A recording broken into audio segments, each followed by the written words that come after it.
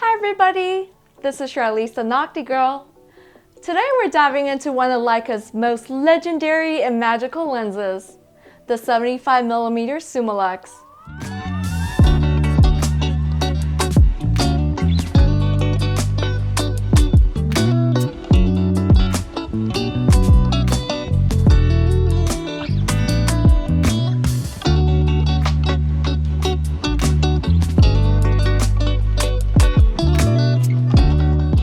Before we get into the lens, I want to share something exciting.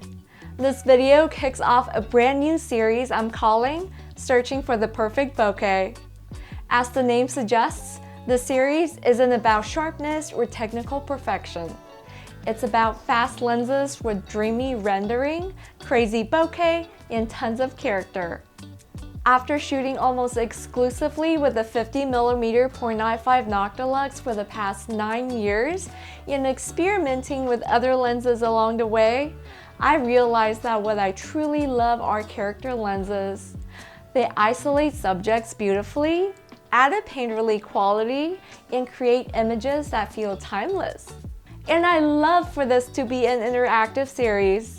If you own or have tried a character lens with beautiful bokeh, swirly backgrounds, or dreamy glow, send me a message. I'd love to hear about it and maybe feature it in a future episode. To kick things off, we're starting with a lens that some say produces the perfect bokeh, the Leica 75mm Summilux. Rumor has it, this lens was Walter Mandler's favorite. And who was Walter Mandler, you ask? He was one of Leica's greatest lens designers, responsible for more than 45 iconic lenses, including the 50mm f1 Noctilux, the 35mm 8-element Summicron, and many others. Back in June, I had the chance to test a cinema rehoused version of the 75 Lux at Old Fast Glass. That experience sent me down a rabbit hole of research. Then, thanks to my friend Patricia, who had only recently acquired the lens, I was able to borrow it for over a month and really put it through its paces. I am so grateful she trusted me with it. Patricia is a talented photographer and a fellow Leica-phile. Here are some of her first shots with the lens.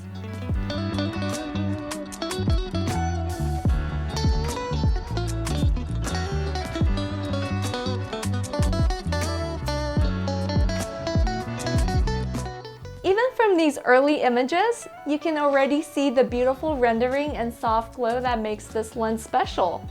I'll link her IG in the description, so be sure to check out her other work. Introduced at Photokina in 1980, the 7-element 75mm f1.4 Summilux was launched with the M4P that added new frame lines for the 75mm focal length. Though 3 versions were produced, optically, they were all the same, containing the same exact lens design. The only major differences were that version 1, produced between 1980 to 1982, had a removable lens hood, while versions 2 and 3 had a built-in collapsible lens hood. Due to this, the weight of the lens increased slightly. Versions 1 and 2 were produced in Canada, and version 3 was made in Solms, Germany. Somehow, the factory in Solms figured out how to make the lens lighter, so version 3 actually weighs about 40 grams less than version 2, which also has the built-in collapsible hood.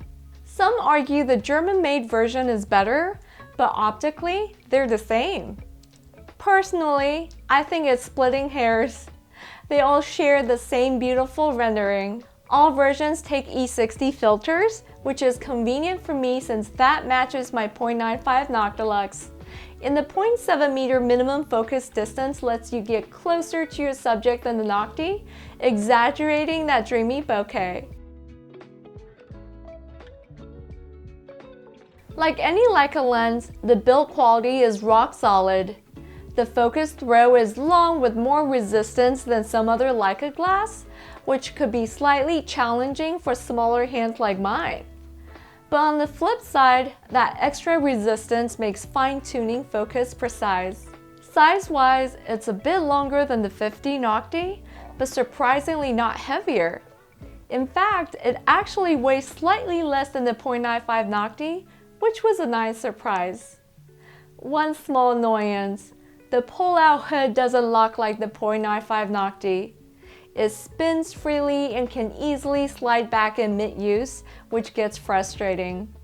To me, the lens is quite sharp. Under normal lighting, it delivers solid contrast. Compared to some vintage lenses, it has a slight glow, but not overly glowy like the steel rim, which can really affect sharpness. In my opinion, the 75 Lux behaves more like a modern lens than the vintage one.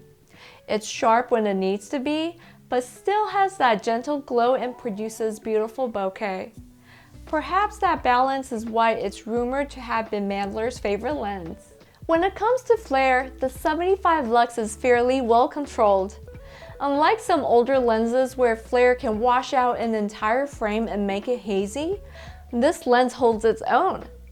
If I push it to flare, the ghosting and veiling will reduce contrast in the shadows, but the rest of the image stays fairly crisp, and the bokeh remains prominent. Sometimes, though, the built-in hood isn't enough to block light, so I'll use my hand to shade the lens. Personally, I don't always love heavy flares in my shots, so having that control matters. As you might expect, chromatic aberration does show up, but it's nowhere near as aggressive as on the .95 Nocti, likely because it's not as wide open. Most of the time, I don't mind it at all. With the .95 Nocti, CA often jumps out at me as the very first thing I see in an image, which isn't exactly what you want grabbing attention. With the 75 Lux, it's there, but it rarely distracts. Now that we've covered the technical side, let's talk about my real-world experience with this lens over the past month and a half. Compared to most N lenses, the 75 Lux is definitely a beast in terms of size and weight. But since I'm already used to carrying the .95 Nocti, it honestly didn't feel bigger or heavier to me. If anything, the extra weight helped steady my hands, which made it easier to nail focus. That said, because I'm so accustomed to shooting the .95 with the 50mm frame lines, I often got confused and framed my shots using the wrong set. I noticed this a bit too late at a Civil War reenactment event where I was shooting with my Miami Blue M6 loaded with Portra 160 and a 3-stop ND filter. On my first roll, some of my subjects ended up cropped off. Even so, the character of the lens still shines through. The dreamy bokeh added a timeless quality to the event I was documenting.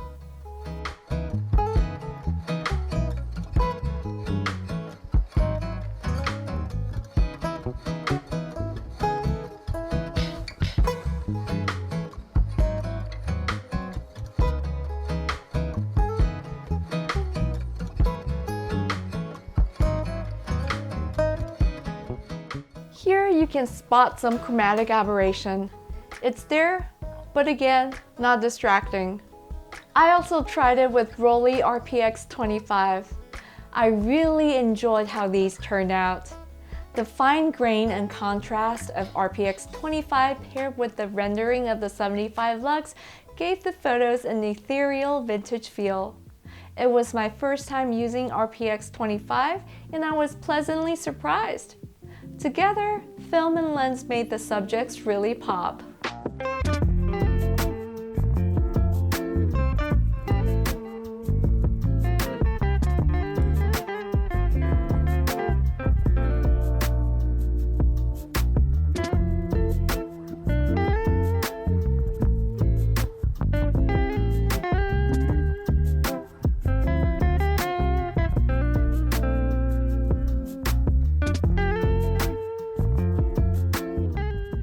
Funny story, I must have pushed my M6 too hard that day, or maybe shot into the sun a little too often, because I later discovered small holes burned into my shutter curtain. Definitely a bummer, but I like to think of them as battle scars. At least the images were worth it. Next, I took the lens to the Orange County Fair for night photography. I arrived late in the afternoon to catch the softer golden light first, then stayed into the evening to see how the lens performed under chaotic artificial lighting.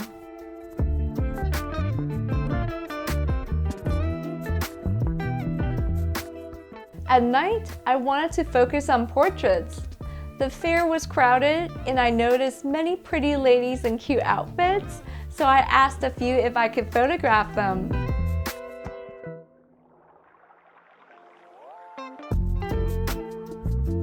Alyson was one of them. She was an absolute star. Super friendly, stylish, and totally game for photos. We had a blast walking around the fair shooting. For this, I switched to the SL2S. I knew focusing at night would be tough, so I wanted the reliability of an EVF. The only problem, I didn't figure out how to turn on the focus peaking in time.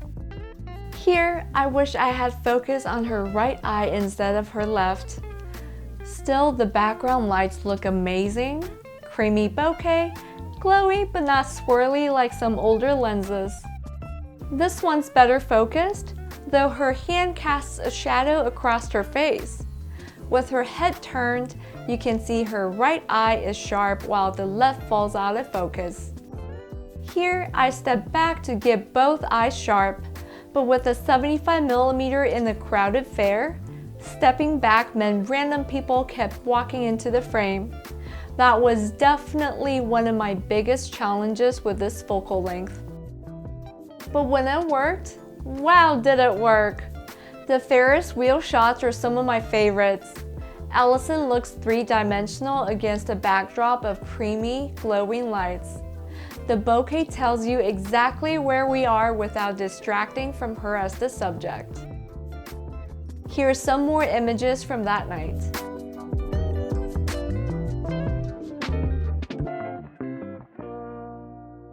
Later, I did a shoot with my friend Dana at an architectural location in Southern California. It had great textures, strong lines, and plenty of greenery. The perfect setting to test how the 75 Lux handles different backgrounds. See how even with bright highlights in the back, they dissolve into the blur instead of becoming harsh or distracting.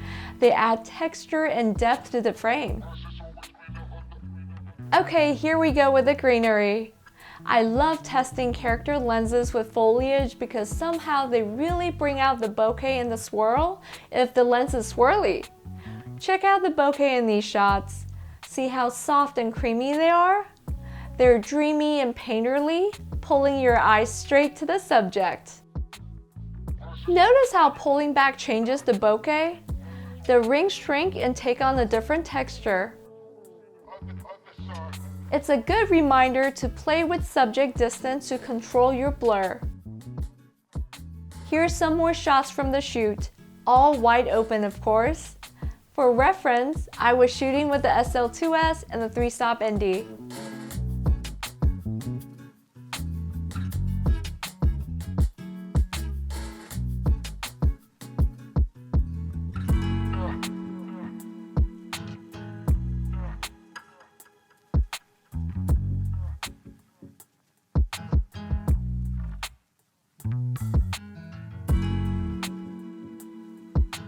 Also, I found out that Light Lens Lab sells these M to L adapters with close focus.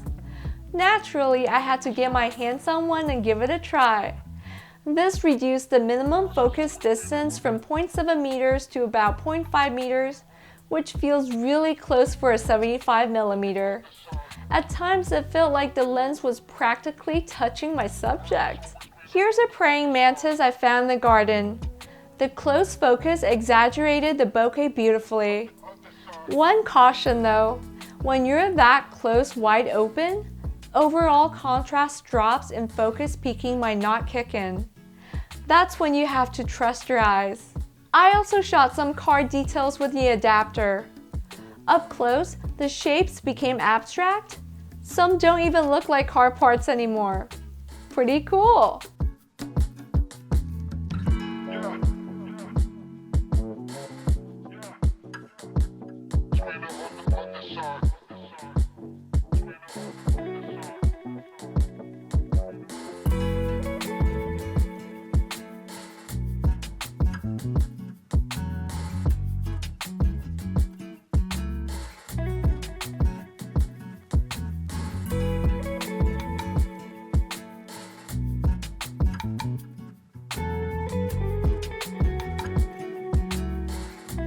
Before we go, I do want to share the results from a small test I did. I wanted to see how the 75 lux compares to another Mandler masterpiece, the 50mm f1 Noctilux. Both lenses share design DNA, so I was curious why Mandler might have preferred the 75 over the 50. Thanks to my friend Greg Townsend for lending me his f1 Nocti, I was able to do some side-by-side tests. Here's my boyfriend Kevin, often my test subject, holding one of the Hector lenses he just launched for lights. This shot was taken with a 75 lux. Notice the creamy bokeh in the background. When we zoom in, you can see the fine details in his eyelashes and even the stubble on his face. Now here's a similar composition shot with the f1 Nocti. The background bokeh is still beautiful, but the image overall looks glowier. Since I had to move in closer with the wider 50mm, the bush behind him became smaller. Zooming into his face, you'll notice it looks soft, not from motion blur since I was at 1/1000th of a second, but simply because this is as sharp as the f1 Nocti gets wide open. Back to the 75 lux. Here, Kevin is looking slightly down while I shoot up at him with dappled light behind the trees. Again, creamy bokeh, sharp subject. Zooming in, the facial details are crisp and the bokeh rings are soft and glowy. With the f1 Nocti in a similar setup, you can see the overall glow softens the entire image. His face lacks fine detail, while interestingly, the bokeh rings look sharper and more pronounced. This is consistent across many of my f1 Nocti shots. Even center subjects never look truly sharp. The glow is part of the lens's personality. By comparison, the 75 lux is much sharper, though chromatic aberration shows up more clearly. Its bokeh is creamier, the ring softer, and it has less overall glow.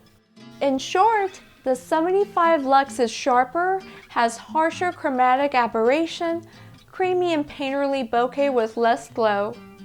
The 50 f1 Nocti is softer, glowier, has swirly bokeh, dreamy, but less detailed. I wouldn't say one is better than the other.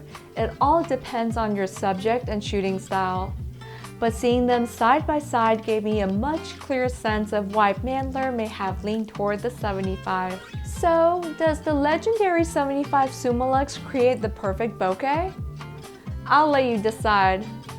For me, it delivered images that were sharp where they needed to be with creamy, painterly bokeh that made portraits come alive. Would I personally own it? Probably not. As magical as it is, the 75mm focal length just isn't natural for me. I'm almost always a 50mm or wider shooter. I really wanted to fall in love with this lens because of the bokeh, but in the end, the focal length was just too challenging for my style. But I can absolutely see why people treasure it and why Mandler himself may have called it his favorite. Now I'd love to hear from you. Would you shoot with the 75 Summilux, or do you already own one? Share your experiences in the comments. I'd love to know your thoughts. Alrighty, you've been knocked up today and I'm really knocked out.